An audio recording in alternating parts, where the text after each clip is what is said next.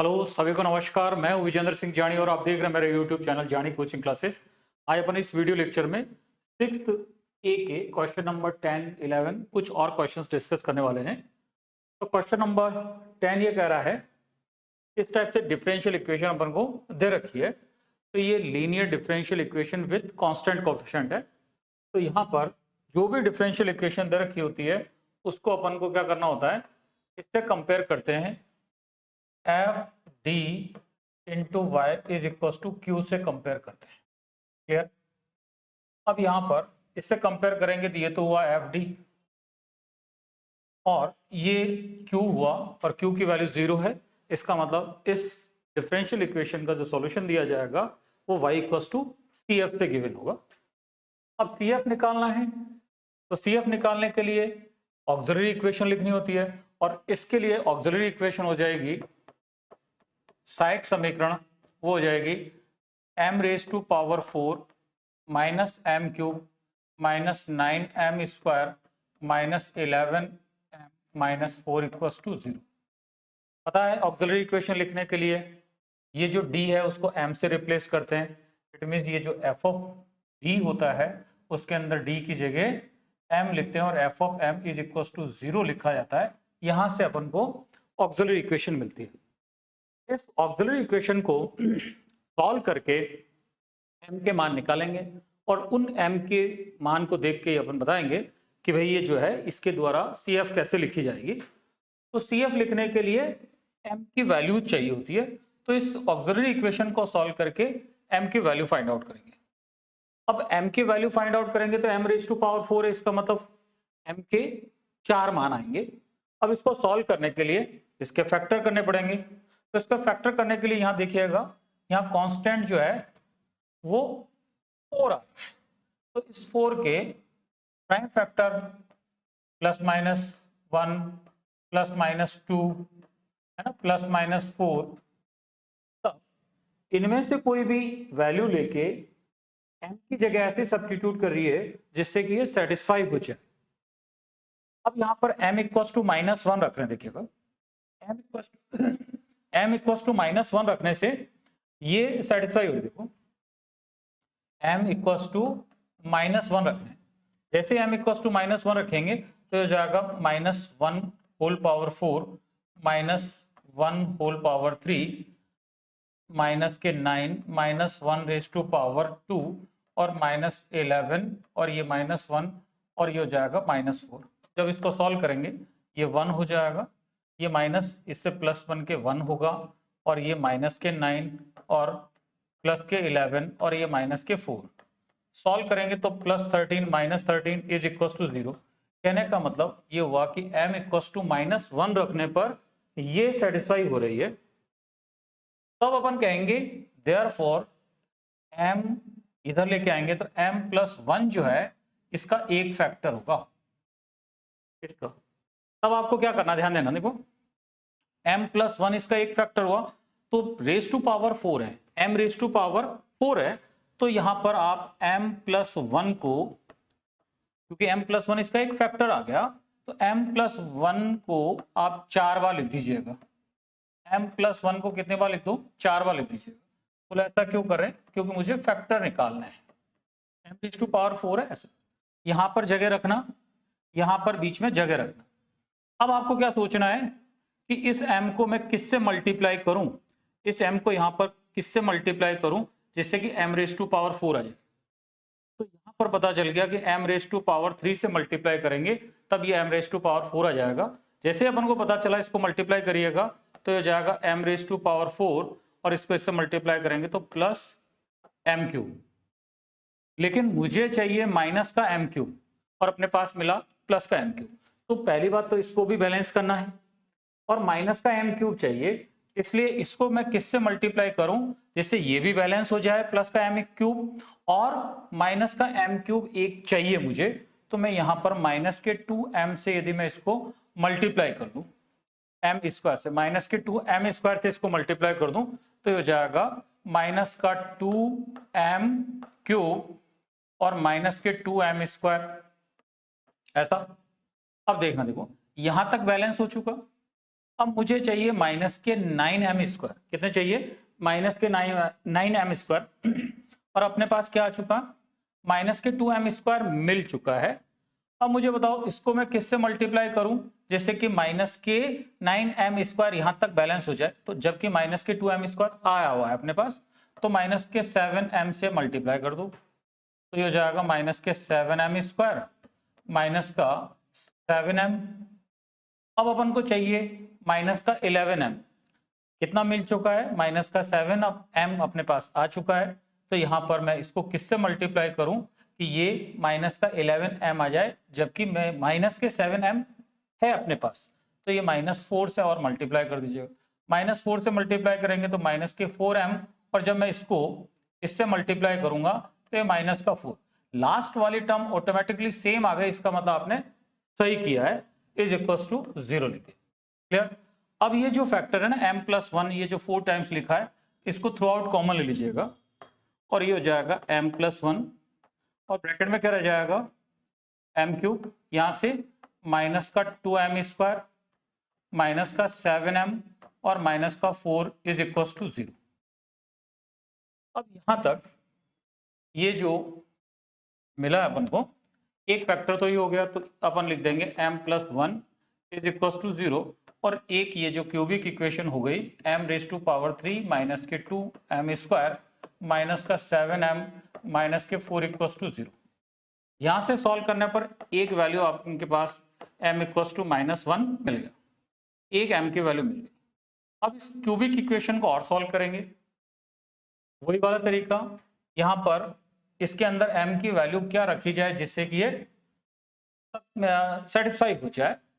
तो यहाँ पर m के वही फैक्टर, प्राइम फैक्टर जो है, तो m की वैल्यू यदि आप लिखते हैं तो मुझे दिख रहा है कि m इक्वल टू -1 रखूँ यहाँ पे, तो ये सेटिस्फाई हो रहा है।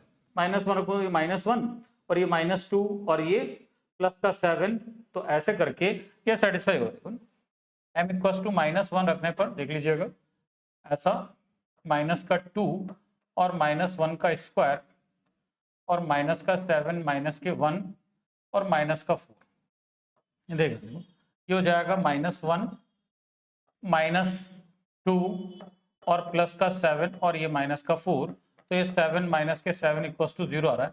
इसका मतलब m इक्वल टू -1 रखने पर एक बार वापस से सेटिस्फाई हो रही है।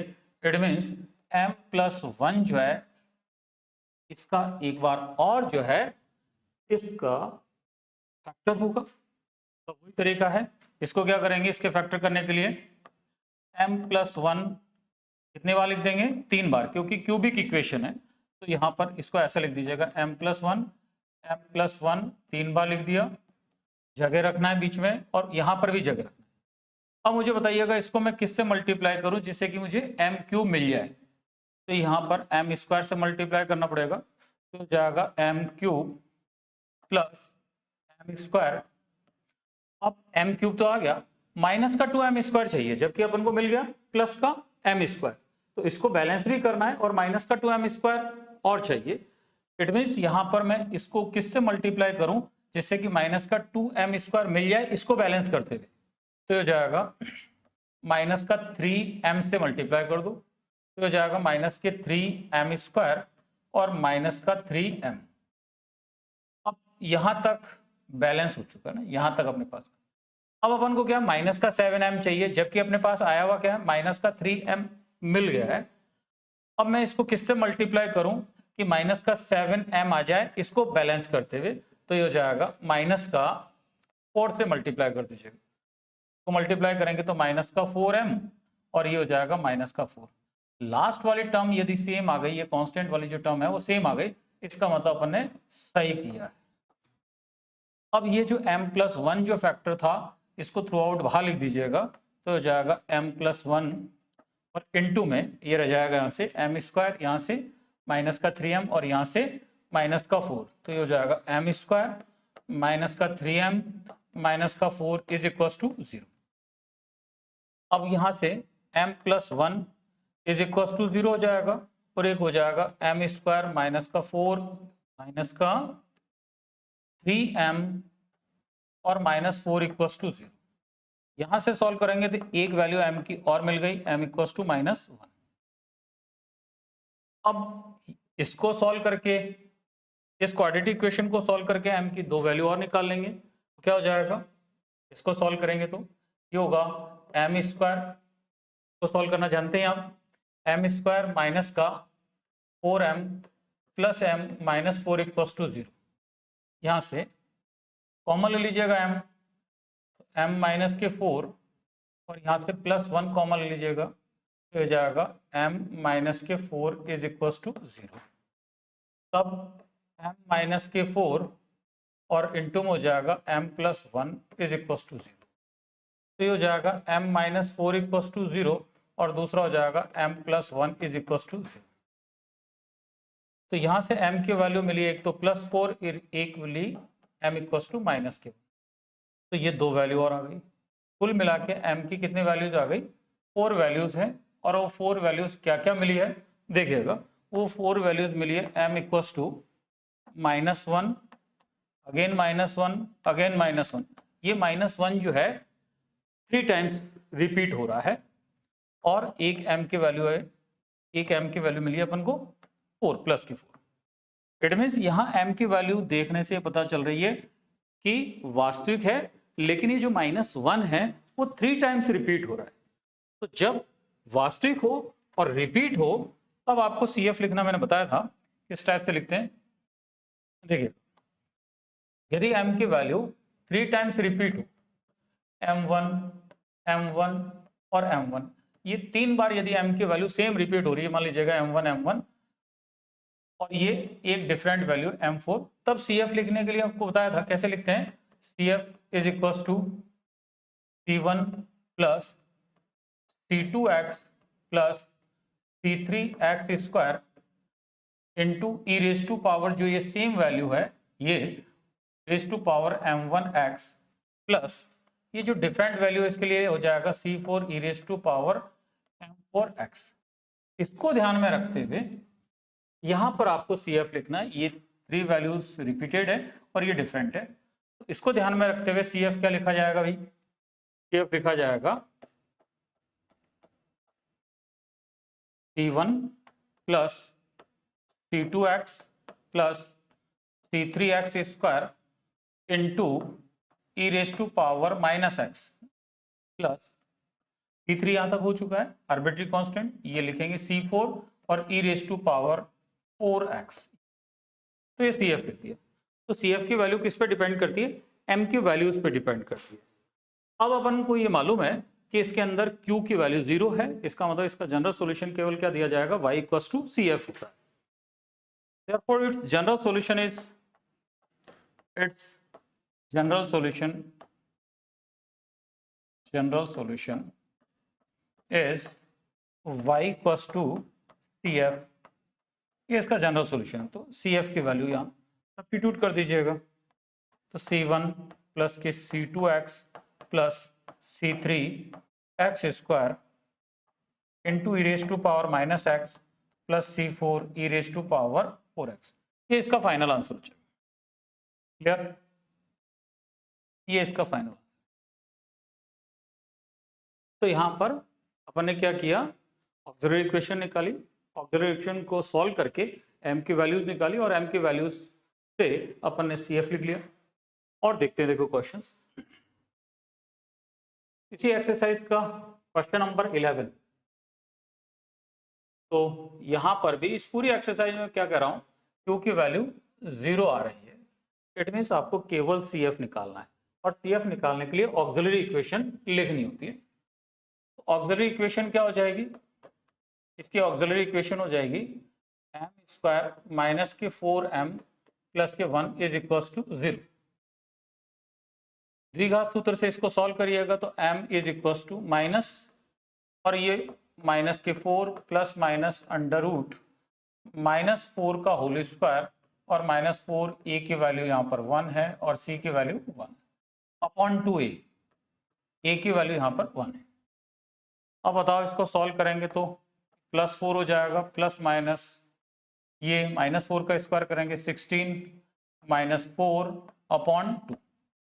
तो m is equals to 4 plus minus और ये हो जाएगा 12 upon m is equal to 4, और इस 12 को कैसे लिख सकते हैं, ये 4 इंटू 3, तो ये स्क्वायर रूट से 2 बाहर आ जाएगा और ये स्क्वायर रूट ऑफ 3 हो जाएगा।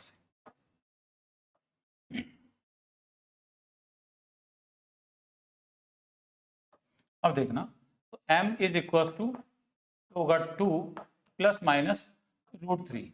अब यहाँ ध्यान देने वाली बात है, स्क्वायर रूट के अंदर +3 है, इसका मतलब आयोटा नहीं है। ये जो m की वैल्यूज है इन टर्म्स ऑफ सर्ट्स में है, इन टर्म्स ऑफ सर्ट्स करनी चिन्ह के लिए, इन टर्म्स ऑफ सर्ट्स की फॉर्म में। और मैंने आपको बताया कि इन टर्म्स ऑफ सर्ट्स की फॉर्म में हो, यदि m is equal to alpha plus minus root beta हो, उस टाइम में आपको CF लिखने के लिए इस टाइप से आपको CF लिखना होता है, e raise to power alpha x, ये C1 into cos hyperbolic root beta x आता है, plus C2 sine hyperbolic root beta x आता है। इस टाइप से CF लिखा जाता है। तो इसको ध्यान में रखते हुए यहाँ पर इसका CF लिखेंगे, तो वो आयोटा तब आता है, आयोटा कब आएगा, आयोटा तब आता है स्क्वायर रूट ऑफ माइनस में हो, तब आयोटा आता है। यहाँ पर तो माइनस में आ ही नहीं रहा है, 12 आ रहा है प्लस का, इसलिए सर्ट्स की फॉर्म में m की वैल्यू है, और सर्ट्स की फॉर्म में होते तो CF ऐसा लिखा जाता है। तो क्या हो जाएगा, अल्फा का रोल कौन कर रहा है, 2, और स्क्वायर रूट ऑफ बीटा है ना, ये बीटा तो 3 है, स्क्वायर रूट ऑफ बीटा, तो इसको ध्यान में रखते हुए क्या लिखा जाएगा, e raise to power 2x into C1 cos hyperbolic root 3x, ऐसा ये एंगल में, plus C2 sine hyperbolic root 3 into x, yes CF लिख दिया। और इसका जनरल सॉल्यूशन क्या हो जाएगा इसका, therefore its general solution is y equals to CF। तो y इज इक्वल्स टू, ये CF की वैल्यू यहाँ सब्स्टिट्यूट कर दो, तो e raise to power 2x into C1 cos hyperbolic root 3x plus C2 sine hyperbolic root 3x, ये angle में, ये इसका फाइनल आंसर हो जाएगा। बात क्लियर हो गई होगी। तो कहने का मतलब है कि यदि m की values in terms of surds के फॉर्म में आता है तो CF ऐसे लिखना। और देखते हैं, देखो इसके क्वेश्चंस। एक्सरसाइज का क्वेश्चन नंबर 12, यहां पर ये कह रहा है d2x over dt square plus K mu into X is equal to 0 where mu is greater than 0, और एक कंडीशन दे रखी है यहाँ पे, देखिएगा व्हेन, मतलब दे रखा है कि t equal to pi upon root mu हो, तब उस कंडीशन के अंदर x इक्वल टू तो a है और dx over dt is equal to 0 है। कहने का मतलब अपने पास t इक्वल टू इस वैल्यू पर x की वैल्यू इतनी है और dx ओवर dt की वैल्यू 0 है, मतलब कंडीशन भी दे रखी है। और जब कंडीशन भी दे रखी होती है तब आपको क्या करना होता है, तब आपको ये जो आर्बिट्री कांस्टेंट होते हैं जनरल सॉल्यूशन के अंदर, जो आर्बिट्री कांस्टेंट्स होते हैं उनकी वैल्यू इन कंडीशन के सहायता से, ये जो कंडीशन दे रखी है इस सहायता से ज्ञात करके उनमें सब्स्टिट्यूट करनी है। और वो इस टाइप का जो सॉल्यूशन होता है वो कहलाता है पार्टिकुलर सॉल्यूशन। कोई भी डिफरेंशियल इक्वेशन के 3 टाइप के सॉल्यूशन होते हैं, एक होता है जनरल सॉल्यूशन, दूसरा होता है पार्टिकुलर सॉल्यूशन, और एक होता है सिंगुलर सॉल्यूशन। जो सिंगुलर सॉल्यूशन की बात अपनी यहाँ नहीं करने वाले क्योंकि अलग से एक चैप्टर है पूरा। तो यहाँ पर कंडीशन दे रखी है, इट मीन्स इस कंडीशन की सहायता से आर्बिट्री कांस्टेंट्स की वैल्यू निकालेंगे और वो वैल्यू उसमें सब्स्टिट्यूट करेंगे, तो वो जो सॉल्यूशन मिलेगा उसको अपन कौन सा सॉल्यूशन कहते हैं, पार्टिकुलर सॉल्यूशन कहते हैं। तो देखिए कैसे सॉल्व करते हैं। तो पहले तो मैं इसको ऑपरेटर फॉर्म में लिख देता हूँ। यहाँ पर डिपेंडेंट वेरिएबल x है, समझना, यहाँ पर डिपेंडेंट वेरिएबल क्या है x, और इंडिपेंडेंट वेरिएबल t है, तो मैं इसको ऑपरेटर फॉर्म में लिखूंगा तो ये क्या लिखा जाएगा, d2x plus mu x is equal to 0, और ये हो जाएगा d2 प्लस म्यू, और बाहर ये x इज इक्वल टू 0, और यहाँ पर वेयर किसको अपन ने d किसको कंसीडर किया, ध्यान देने वाली बात है, d किसको कंसीडर किया, ये d ऑपरेटर किसको डिनोट कर रहा है, डी ओवर डी टी, क्योंकि differentiate with respect to t हो रहा है, डी ओवर डी टी। और डिपेंडेंट वेरिएबल जिसका डेरिवेटिव निकाला जाता है वो डिपेंडेंट वेरिएबल, जिसके रेस्पेक्ट में निकाला जाता है वो इंडिपेंडेंट वेरिएबल। अब आपको क्या करना है, इसकी ऑक्सिलरी इक्वेशन लिखनी है। तो इसकी ऑक्सिलरी इक्वेशन लिखेंगे तो क्या हो जाएगा, इसकी ऑक्सिलरी इक्वेशन डी को एम से रिप्लेस करते हैं तो ये हो जाएगा M square plus K mu is equal to 0। तो M square is equal to minus mu, तो M is equal to plus minus square root of minus mu, तो ये हो जाएगा M is equal to plus minus iota root mu, और ये m is equal to 0 plus minus iota root mu. तो यहाँ पर ये जो m की वैल्यू है इन टर्म्स ऑफ कॉम्प्लेक्स में आई है। तो इन टर्म्स ऑफ कॉम्प्लेक्स में आई है तो इसका CF कैसे लिखा जाएगा, अगले उस पर लिख लेते हैं। यस, देखिएगा m की वैल्यू क्या मिली अपन को, 0 plus minus iota root mu. तो इसका CF ऐसा लिखा जाएगा e raise to power alpha x means 0 into x C1। अब यहां ध्यान देने वाली बात है कि ये C1 और ये cos और बीटा एक्स का मतलब रूट म्यू, और x बोलते x है लेकिन यहां पर विथ रेस्पेक्ट टू t हो रहा है, ध्यान से समझना, विथ रेस्पेक्ट टू t है। तो यहां पर ये जो यहां पर आएगा वो इनटू में t होगा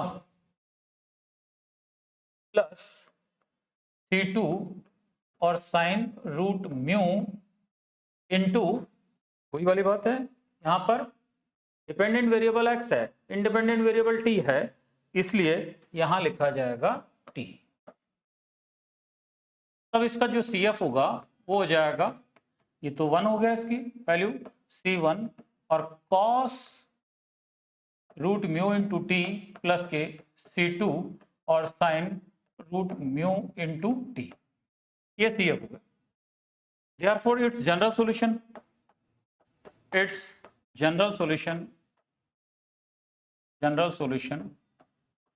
is y equals to CF। तो क्या हो जाएगा इसका general solution, y is equal to CF। अब यहां पर ध्यान देने वाली बात है, यस बहुत इंपॉर्टेंट बात है, क्या है, y इक्वल टू CF। लेकिन यहाँ y का रोल कौन कर रहा है, देखो y का रोल कौन कर रहा है, ये डिपेंडेंट वेरिएबल यहाँ x है, इसलिए यहां पर ध्यान देने वाली बात है कि y का रोल x कर रहा है, इसलिए x is equal to CF। x इसके द्वारा दिया जाता है जनरल सॉल्यूशन, लेकिन यहां पर y का रोल x कर रहा है, therefore x is equal to CF होगा। और x is equal to CF की वैल्यू सब्स्टिट्यूट कर दूं, क्या हो जाएगा, C1 cos root mu into t plus C2 और sine root mu into t. ये किसकी वैल्यू आ गई अपने पास, x की वैल्यू है, ये जनरल सॉल्यूशन हुआ।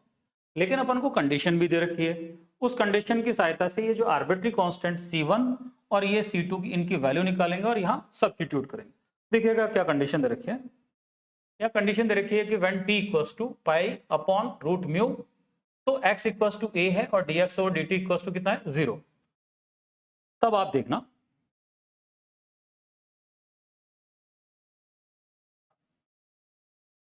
अब एक बार आप क्या कर रहिएगा, when x is equals to, sorry क्या लिख रहा है, t इक्वल्स टू, तो ये है यहाँ पर t की वैल्यू दे रखी है, t इक्वल्स टू कितनी दे रखी है, t की value t equals to pi upon root mu, तो ये हो जाएगा pi upon root mu, then x is equals to a दिया हुआ है और dx over dt is equals to 0 दिया हुआ है। इसका मतलब ये, इसको मैं कह देता हूं इक्वेशन नंबर, यहाँ पर कोई पहले दे रखा है क्या अपन ने, इक्वेशन नंबर नहीं दे रखा है, तो इसको इक्वेशन नंबर 1 कहते हैं। अब आप इसको dx ओवर dt भी चाहिए होगा, क्योंकि यहाँ पर dx over dt equals to 0 दे रखा है, dx over dt equals to क्या दिया हुआ है, 0 दिया हुआ है ना ऐसा। इसका एक बार t के रेस्पेक्ट में डिफरेंशिएट कर लीजिएगा, तो इसका मैं समीकरण 1 का t के रेस्पेक्ट में डिफरेंशिएट करूंगा तो क्या हो जाएगा dx over dt is equal to ये C1 और cos का क्या हो जाएगा माइनस का sine root mu into t, और ये जो t का कोफिशिएंट है रूट म्यू, इससे मल्टीप्लाई भी होगा रूट म्यू ऐसा, प्लस C2 और साइन का हो जाएगा cos root mu into t, और ये t के कोफिशिएंट से मल्टीप्लाई भी करेंगे रूट म्यू। ठीक, क्या किया, इस समीकरण एक का x के रेस्पेक्ट में जो x इक्वल टू था, इस x का t के रेस्पेक्ट में डिफरेंशिएट कर दिया। एक बार अच्छे से लिख दीजिएगा dx और dt इज इक्वल टू, ये हो जाएगा माइनस का C1 root mu into sine root mu और इंटू टी, यह हो जाएगा प्लस का C2 रूट म्यू और into cos root mu into t, ऐसा। इसको अपन क्या देते हैं इक्वेशन नंबर 2। अब आप देखो ये कंडीशन गिवन है, तब क्या दिया हुआ है, when t equals to root pi upon root mu, तब उस कंडीशन में x इक्वल्स टू तो क्या लिखना है, a लिखना है। तो समीकरण नंबर 1 से, है ना, फ्रॉम इक्वेशन फर्स्ट क्या हो जाएगा, इस फर्स्ट इक्वेशन में t की जगह आपको क्या सब्स्टिट्यूट करना है, पाई अपॉन रूट म्यू, और x इक्वल्स टू क्या है उस समय a, तो इसके अंदर x इक्वल्स टू a लिखेंगे, तो ये इक्वेशन नंबर a जो है एक जो है वो हो जाएगी x इक्वल्स टू a, और ये C1 और cos रूट म्यू, और t की जगह क्या सब्स्टिट्यूट करना है, t की वैल्यू दे रखी है पाई अपॉन रूट म्यू, ये हो जाएगा पाई अपॉन रूट म्यू ऐसा, प्लस ये C2 और साइन रूट म्यू, और t की जगह लिखना है पाई अपॉन रूट म्यू। ठीक, अब आप इसको सॉल्व करिए। जब इसको अपन सॉल्व करेंगे तो ये a is equal to C1, ये कैंसिल हो जाएगा, तो cos पाई प्लस C2, और ये हो जाएगा साइन, और ये कैंसिल होके साइन पाई हो जाएगा। अब अपन a इक्वल टू जानते हैं C1 और cos पाई की वैल्यू -1 और प्लस C2 और साइन पाई की वैल्यू होती है 0, तब a इक्वल टू क्या हो जाएगा माइनस का C1, देयरफॉर C1 की वैल्यू क्या मिल गई माइनस का e, तो C1 की जो वैल्यू है वो माइनस का e। अब आप क्या करना, इक्वेशन नंबर यहां से फ्रॉम इक्वेशन 2 क्या हो जाएगा, इक्वेशन नंबर 2 से देखो क्या दिया हुआ है, जब t इक्वल्स टू इतना है उस समय dx और dt की वैल्यू कितनी दे रखी है 0, तब आप क्या करना, इसके अंदर इस इक्वेशन के अंदर ये वाली जो इक्वेशन है इसके अंदर इसमें dx और dt की जगह तो क्या लिखोगे 0, और ये dx और dt की वैल्यू 0 कब है, जब t की वैल्यू ये, इट मीन्स यहां पर t की वैल्यू तो रखनी है ये, और dx और dt की जगह लिखना है 0, तब क्या हो जाएगा ये 0 dx और dt इक्वल्स टू 0, ये माइनस का C1 और रूट म्यू और साइन और रूट म्यू इंटू टी की जगह क्या हो जाएगा pi upon root mu plus C2, और ये हो जाएगा रूट म्यू और कॉस रूट म्यू, और टी की जगह pi upon root mu. Clear, अब जो कैंसिल हो रहा है उसको कैंसिल कर दीजिएगा, ये और ये कैंसिल हो रहा है, ये और ये कैंसिल हो रहा है, क्या हो जाएगा 0। C1 की वैल्यू, ये C1 की वैल्यू अपन के पास यहाँ मिली हुई, लेकिन यहाँ C1 की वैल्यू चलो लिख दीजिएगा, C1 की वैल्यू माइनस a लिख दिया, और ये रूट म्यू और साइन पाई, और साइन पाई की वैल्यू क्या है 0, और यहाँ पर होगा C2 और रूट म्यू और कॉस पाई की वैल्यू क्या होगी -1, देयरफॉर 0, और ये 0 से मल्टीप्लाई कर कंप्लीटली 0 हो जाएगा, ये माइनस का C2 और रूट म्यू, ये हो जाएगा C2 root mu is equal to 0, therefore C2 is equal to 0। तो यहाँ पर C2 की वैल्यू क्या आ गई 0 हो गई। अब ये जो आर्बिट्री कांस्टेंट C1 और C2 की जो वैल्यू आई है, इनको अपन जो जनरल सॉल्यूशन था, ये जो जनरल सॉल्यूशन था x इक्वल टू वाला, इसमें सब्स्टिट्यूट करिएगा। C1 की जगह तो आपको क्या लिख देना है, C1 की जगह लिख देना है माइनस का a, और C2 की जगह क्या लिख देना है 0। तो जो सॉल्यूशन मिलेगा वो पार्टिकुलर सॉल्यूशन होगा। तो यहाँ पर C1 की वैल्यू रखेंगे माइनस के a, तो फाइनली इसका आंसर क्या आएगा देखिएगा,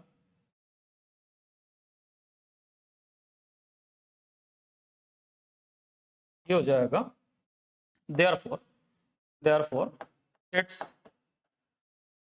सॉल्यूशन, लेकिन वो कौन सा सॉल्यूशन होगा, its solution is x equals to C1 की वैल्यू, यहाँ पर C1 की वैल्यू ये ना, ये जो x इक्वल्स टू C1 की वैल्यू क्या हो जाएगी, C1 की वैल्यू माइनस a सब्स्टिट्यूट करेंगे तो हो जाएगा माइनस का a और cos रूट म्यू और इंटू टी, और C2 की वैल्यू जो है, ये C2 की वैल्यू यहाँ पर C2 की वैल्यू इसके अंदर रखेंगे 0, तो ये कंप्लीटली क्या हो जाएगा 0।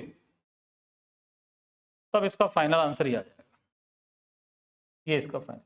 और ये जो आंसर है वो पार्टिकुलर इंटीग्रल कहलाता है, मीन्स ये जनरल सॉल्यूशन है, पार्टिकुलर सॉल्यूशन है, पार्टिकुलर सॉल्यूशन। क्लियर?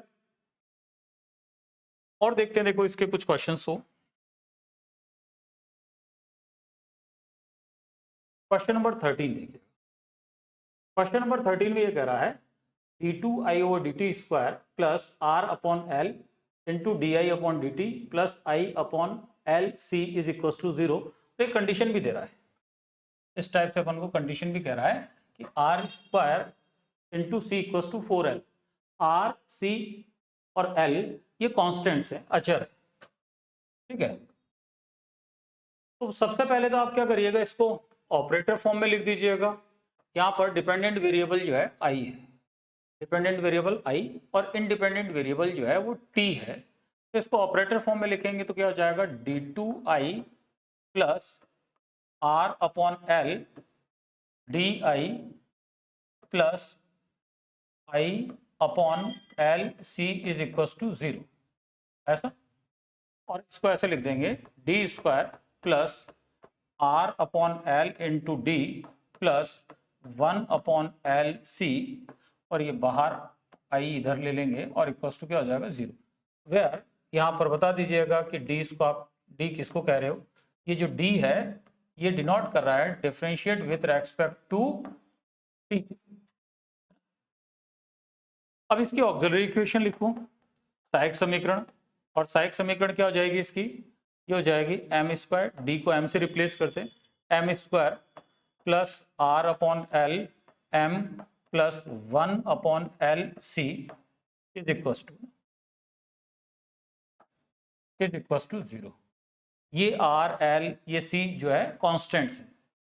अब आपको क्या कर लेना है, कुछ कंडीशन भी दे रखी है, तो ऐसा लिख देते हैं m square plus r upon l m plus, यहाँ पर यहाँ से ये क्या दे रखा है देखिएगा, because r square c is equal to 4l है।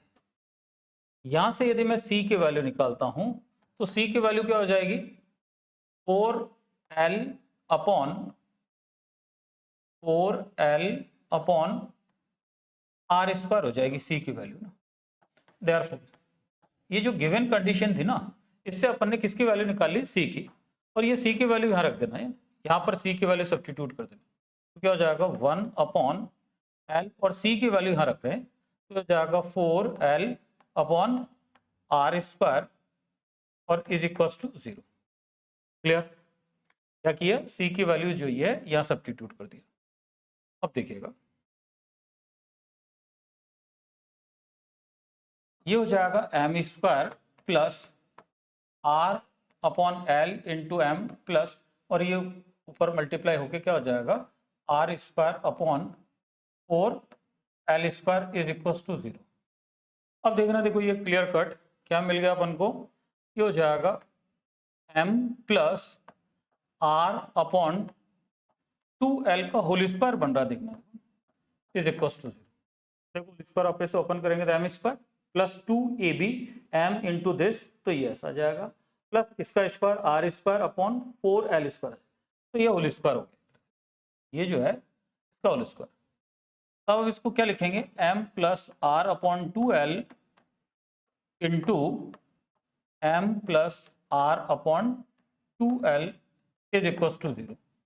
सॉल्व करेंगे तो m प्लस के r upon 2l is equal to 0, और दूसरा भी क्या हो जाएगा, m plus r upon 2l is equal to 0। तो यहाँ m की वैल्यू क्या आ जाएगी अपने पास, तो m की वैल्यू जो आ रही है वो माइनस के r अपॉन 2l, और यहाँ से भी यही वैल्यू आएगी माइनस के r अपॉन 2l। तो ये जो m की वैल्यू आई है अपने पास वो रिपीटेड आ रही है। तो जब अपन जानते हैं कि m की वैल्यू रिपीटेड हो, वास्तविक हो, तो उस समय आपको CF कैसे लिखा जाता है, तो उस समय CF जो लिखा जाएगा वो हो जाएगा C1 प्लस के C2 इंटू एक्स, बोलते हैं x, लेकिन यहाँ पर ध्यान देना x का रोल यहाँ पर कौन कर रहा है, x का रोल यहाँ पर x का रोल t कर रहा है, इंडिपेंडेंट वेरिएबल t है, इसलिए यहाँ विशेष तौर से ध्यान देने वाली बात है, इंटू क्या लिखा जाएगा, इंटू लिखा जाएगा t, और e रेज टू पावर, यहाँ पर ये माइनस के r अपॉन 2l और इंटू में क्या आएगा t होगा। तो ये CF इस टाइप से लिखेंगे। अब इसका जनरल सॉल्यूशन क्या हो जाएगा, देयरफॉर इट्स, है ना, इट्स जनरल सॉल्यूशन, इसका जो जनरल सॉल्यूशन होगा, इट्स जनरल सॉल्यूशन इज, बोलते हैं y इक्वल्स टू CF, लेकिन यहाँ पर y का रोल जो है वो I कर रहा है, तो I is equals to CF होगा। तो I is equals to CF की वैल्यू ये है C1 plus C2 into t, और e raise to power minus के r upon 2l into t, ये फाइनल आंसर हो जाएगा इसका। बात कुछ समझ में आ गई होगी, ठीक है। तो ये एक्सरसाइज 6A के कुछ क्वेश्चंस मैंने यहाँ पे सॉल्व करवा दिए, कुछ क्वेश्चंस आप ट्राई करना, और भी कोई क्वेश्चंस नहीं आए तो आप मुझे कमेंट्स बॉक्स में लिख देना कि ये क्वेश्चन नहीं आया, मैं उसको सॉल्व करूँगा, ओके, नोट कर लीजिएगा।